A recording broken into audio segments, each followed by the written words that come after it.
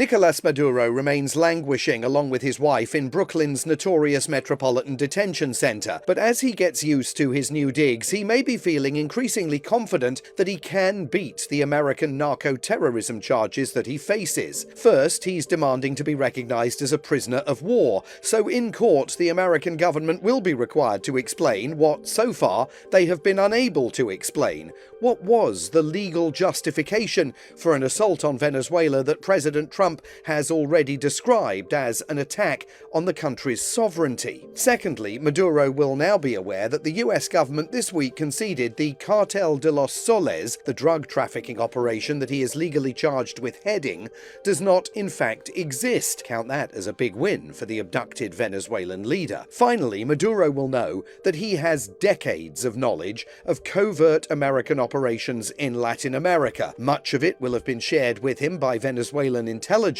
but lots also provided to him by the Cubans. He may know all sorts of things that the US government will want to avoid going public, so a possible plea deal would solve that. I met Maduro back in Caracas in 2007, as his grinning persona, even in shackles, demonstrates he is supremely self-confident, which sometimes leads him to make calamitous miscalculations. He could have been spending this week adjusting to a gilded exile in Turkey. President Trump reportedly made him that offer. Instead, he's in a Brooklyn jail, but still persuading himself that he can beat the American rap.